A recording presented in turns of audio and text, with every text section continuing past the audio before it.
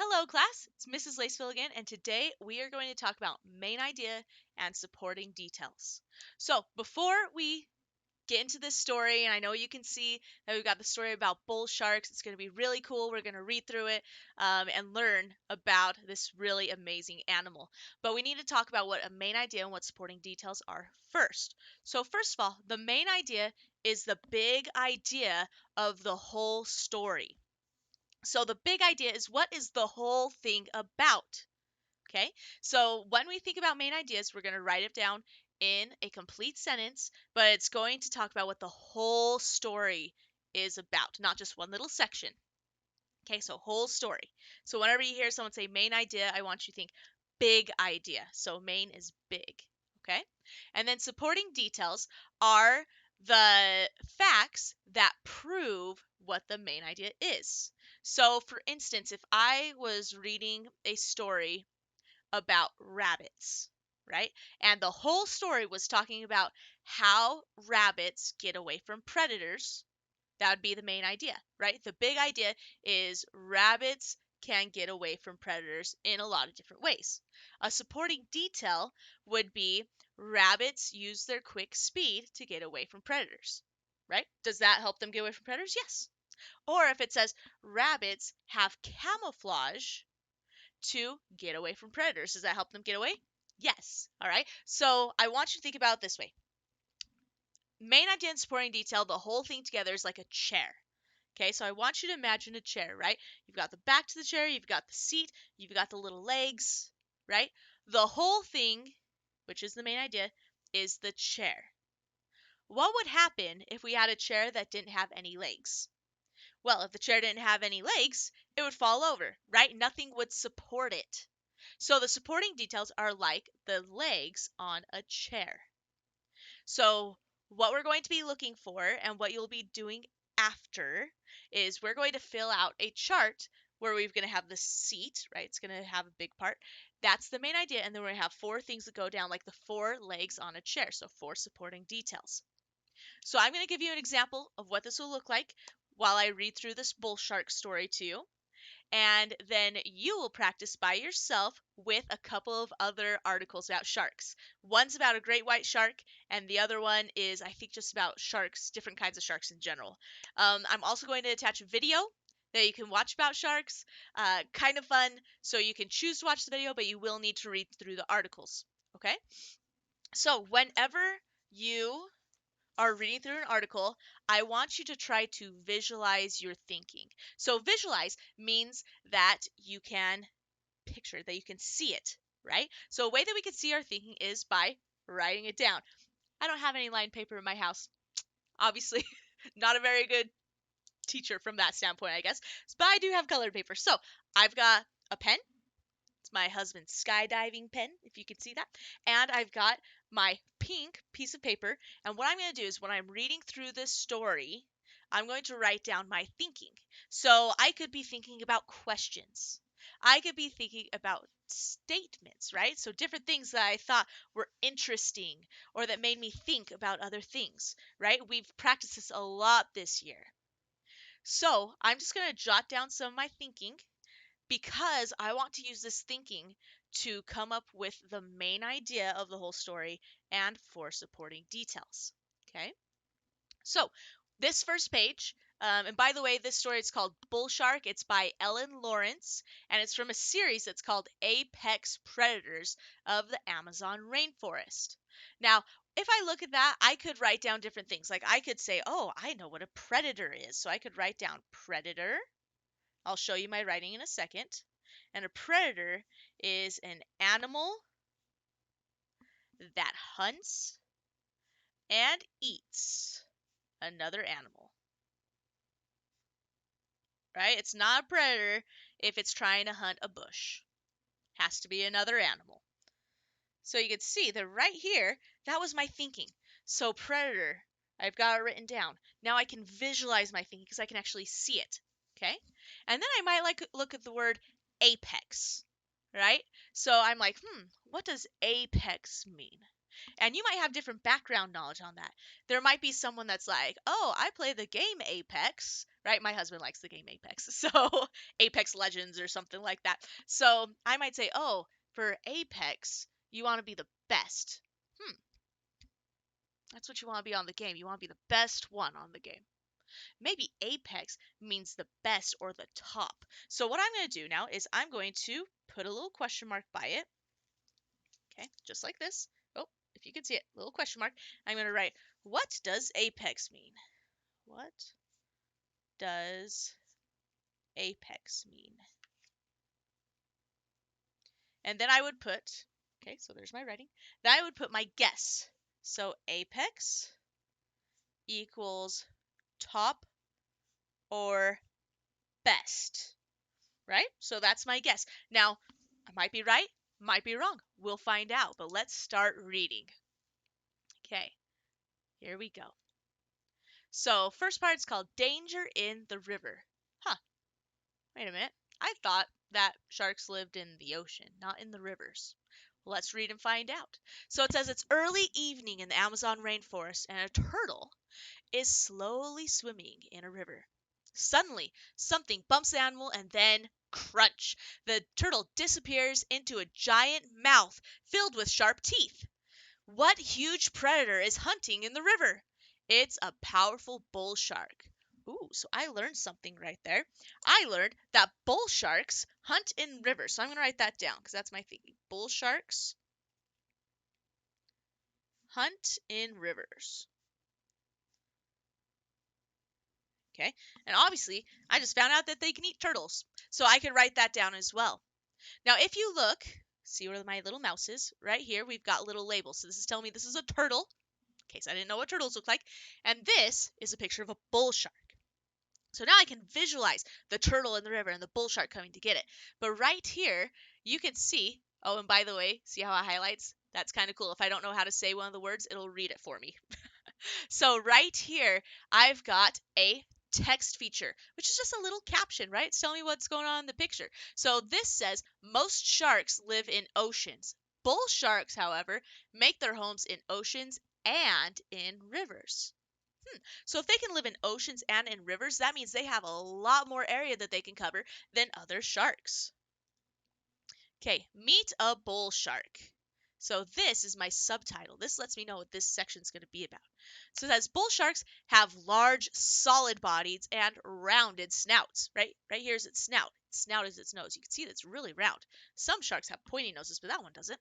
Adult bull sharks weigh about 300 to 500 pounds. And the male sharks usually grow to be 8 feet long from snout to tail. So 8 feet long, that's pretty long. That's pretty long. But females are larger and can grow to be 11 feet long. It's kind of interesting. There's not a lot of animals where the females are actually way bigger than the males. So that's really cool that the female bull sharks are bigger than the males. And right over here, I have labels. I've got the dorsal fin for that back fin on their back, tail fin, fins on the side for steering, and this is a picture of an adult bull shark.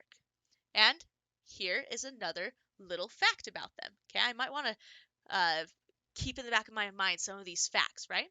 So a shark has a dorsal fin on its back for balance. Ooh, that's something I learned. I didn't know that the dorsal fin was for balance, so I might write that down. So dorsal fin is for balance. Now, this is the only time that I ever say this kind of stuff. Okay? See how my notes, how some of them are incomplete sentences, right? Bull sharks hunt in rivers. Uh-oh, I missed something. I missed a period at the end. Put a period at the end. So you can see some of them are complete sentence. Some of them are just thoughts, right? When you're taking notes, you can just jot down your thoughts, right? Because I'm trying to visualize my thinking. So I just want them down there on paper.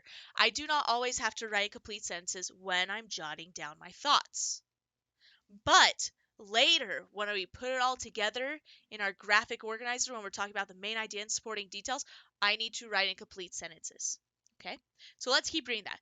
A shark has a dorsal fin on its back for balance. This fin stops the animal from tipping over to one side. Can you imagine? It's just like, ooh, tips over.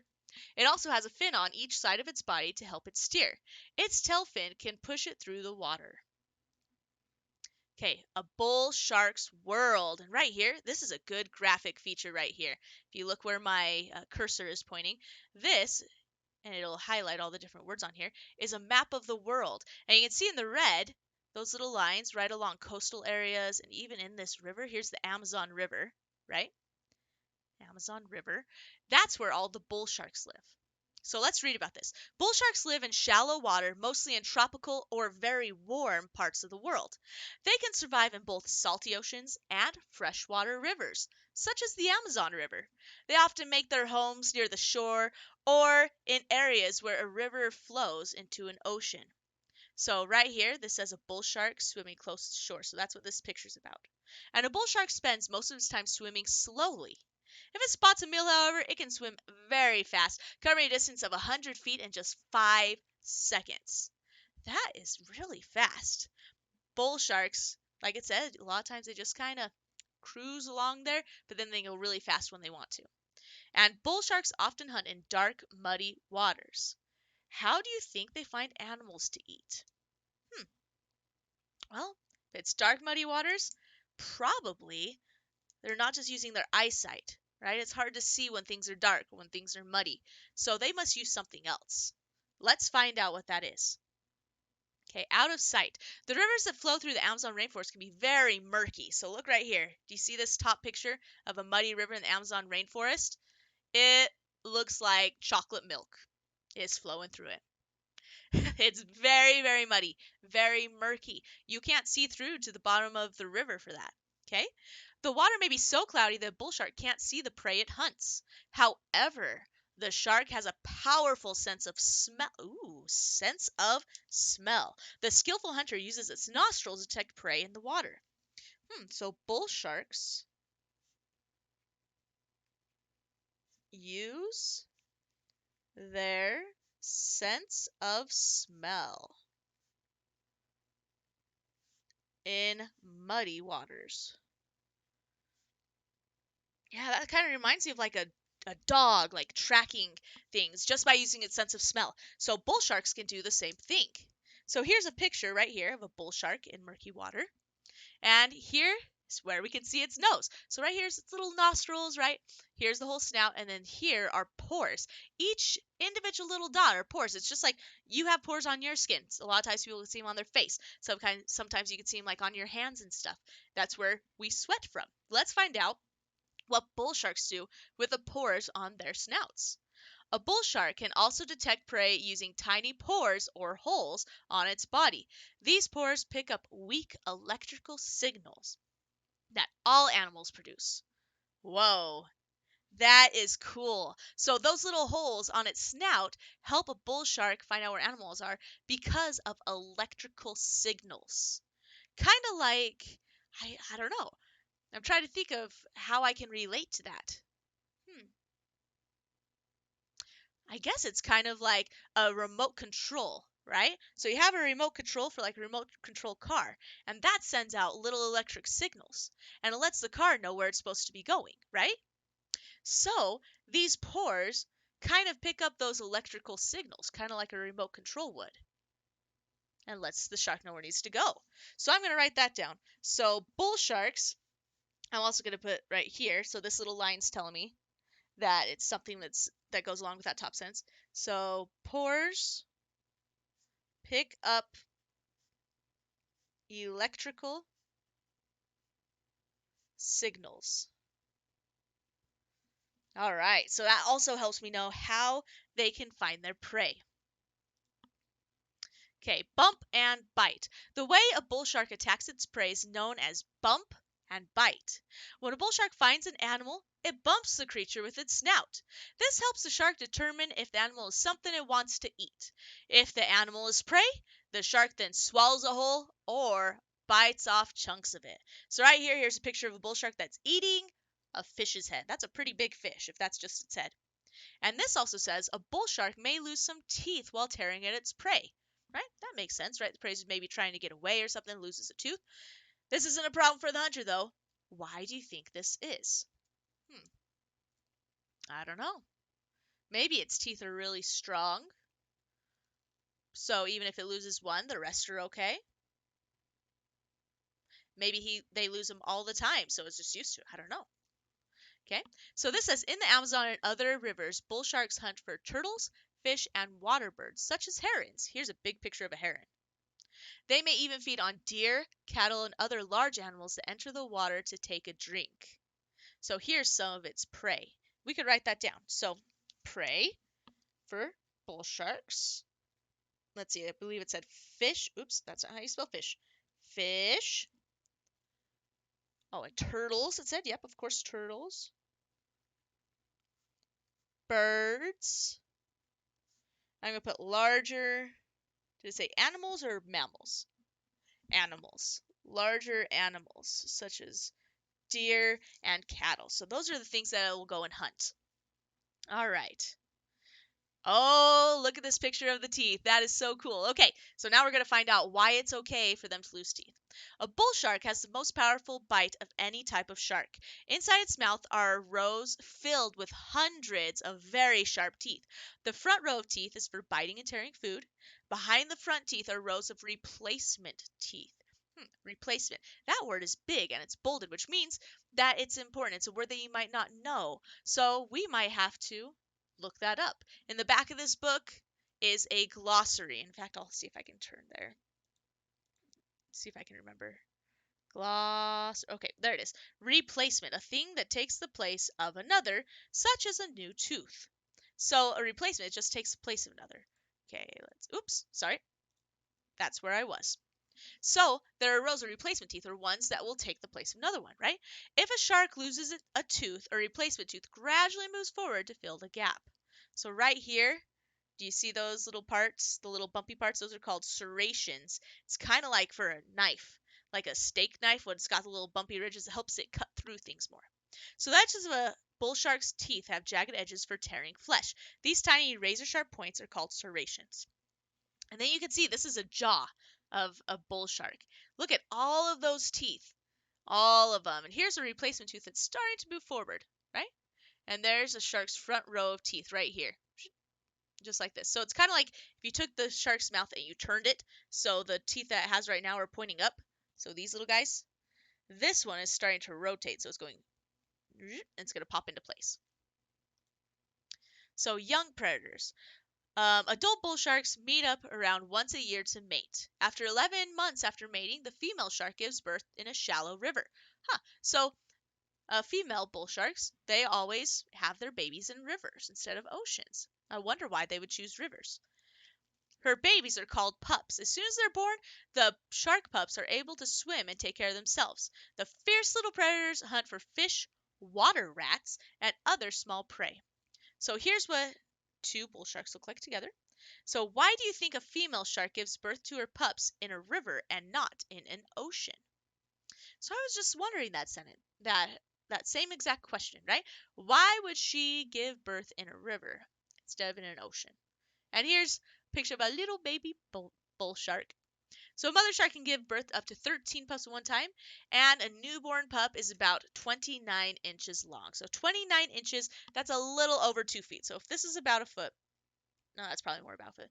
This is about 2 feet. It's probably about this long. Okay. Oh, you can't even see on there.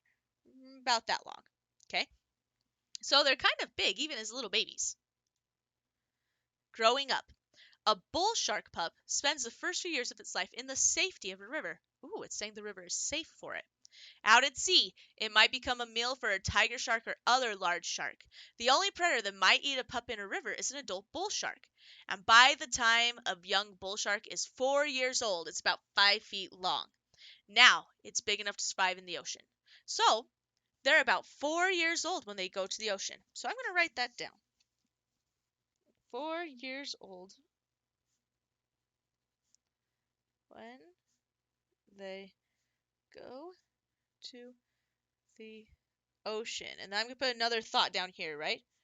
River equals safe for the little babies. Okay, so there's my thinking so far. All right, so here's a couple of, what are they called? Text features for this picture, okay? So if a bull shark is attacked by another shark, it will throw up everything in its stomach. Ew. I wonder why.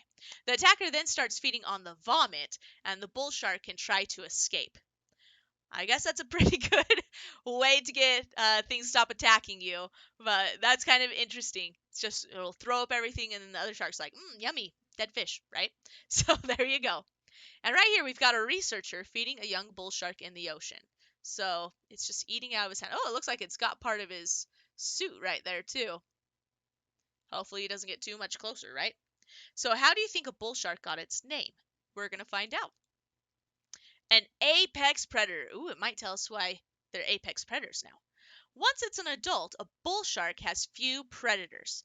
Out at sea, a bull shark might be attacked by a bigger shark, such as a great white. And in a river like the Amazon, however, bull sharks are apex predators. This means the sharks eat many of the animals that share their home, but nothing eats them. Ooh, so that means right here, my idea about apex, apex means top. So that means that the bull shark is the top of its food chain in the Amazon River. And even out at sea, there's not many things that will try to eat it, right? It just eats everything else. So we found out why it's an apex predator. I'm going to write this down here at the bottom, okay? So not much eats an adult bull shark. So there we go. All right, so, here we go. So here's a picture. This right here is a black tip reef shark. And you can't really see very well because the top part of its dorsal fin is bitten off. But they actually do have little bits of black on the very tip of the dorsal fin. That, and I believe they have it on their tail fins too. But it got bitten off. So this black tip reef shark was partly eaten by a bull shark. So it just took chunks here and here.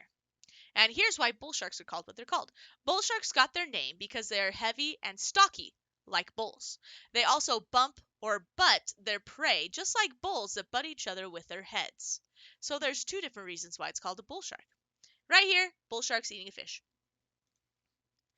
Okay, now that's the end of the story. But right here is just an example of a food chain. Okay, so here's something that you can make. You can get styrofoam cups and make the food chain. So, for instance, the very bottom of the food chain is the plants, right? The plants, all they eat, well, they don't really eat it, but they use sunlight to create their food. So they don't have to go and hunt or anything. So we've got plant, then shrimp eats plants, fish eat shrimp, bull sharks eat fish. So they're at the very, very top, which is why they're the apex predator. Okay, so what we're going to do, I think, is there one more picture? Nope, no more pictures. Okay, in fact, we'll just close the book real quick. There we go. So what we're going to do now is we're going to create a graphic organizer to tell the main idea and the supporting details of this story. So you're going to fill out some graphic organizers like this as well. It's going to look just like this. Now, remember I said that they're kind of like chairs. So here's the seat of the chair, right? So you can imagine right here, if I draw it, right, I could draw a little thing all the way around like that. That's like the seat of the chair, okay? And each chair has 4 legs. So I'm going to draw a line down like this, line down like this. Okay, so you can see that I have 4 legs. 1, 2, 3, 4. Make sure you're looking at the white part, not at the lines, okay? So I've got 4 legs. What I'm going to do is I'm going to think, okay, what was this whole entire book about? Obviously, it was about bull sharks. But what about bull sharks? Is it talking about just how many teeth they have? Is it talking about just how they hunt? What is it talking about? Now, if I look at my notes, right? So all of my thinking, I have down there that they are a predator, right? I put that they are apex predators, so at the very top. So they hunt in rivers, they have the dorsal fin for balance, they use their sense of smell in the muddy water, and their pores pick up electrical signals to find out where their prey is. There's their different kinds of prey. When they're 4 years old, they go to the ocean because the river's safe for the babies, but not much eats an adult bull shark. So when I'm looking at all of that, I would think that the main idea of this whole thing is that a bull shark is an apex predator. So I'm going to write that down. Okay? If I go back and I look at the whole story, everything else points to the bull shark is an apex predator. Okay, so a bull shark, and I could be more specific. I could say an adult bull shark.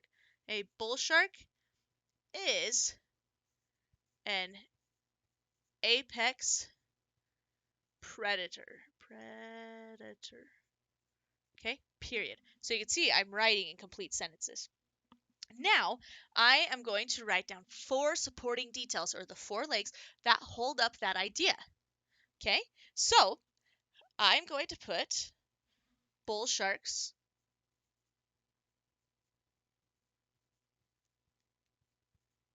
amazing sense of smell.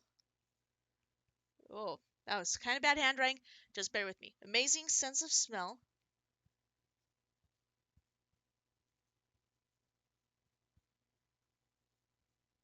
helps them find prey. Right? That was one of my ideas down there. That's part of my thinking. Now, do I have to use all the things I put down here for my when I was visualizing my thinking? No, I don't have to use all of it. Okay? So that's one thing. One leg. See that? But I can't just have one leg, right? It's going to fall over. So, what else did it teach me about bull sharks that lets me know it's an apex predator? Okay? Oh, yeah, not only did they use their sense of smell, but the pores on their snout pick up electrical signals. So the pores on their snouts pick up electrical signals. And that helps them find their prey. Okay. Something else that I thought was really, really interesting was how their teeth get replaced, right? So, bull sharks have replacement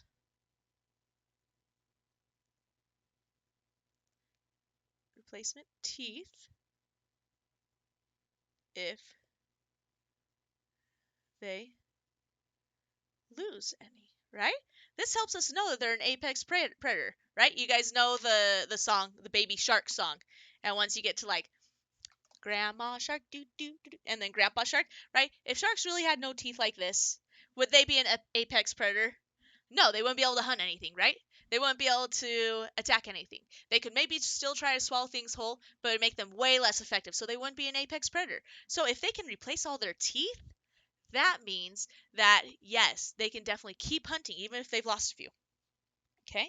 And then the last thing that I'm going to put, let's see, I could choose out of 2 things. I could make a list of the different things that they can eat, right?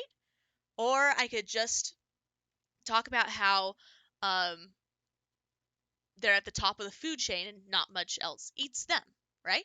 And I think I'm going to list that second one. So they are at the top of the food chain. Okay, so right here, I've now got my main idea, supporting details, chair complete. This is what you're going to do. Like I said before, you have 2 articles that you're going to read through. One on great white sharks, one just on other sharks. Please, please, please visualize your thinking as you're reading through. Okay, it makes it so much easier when you can go back and look at what your notes are, because then you can see what the main idea is. Okay, so please visualize your thinking, fill out your graphic organizer.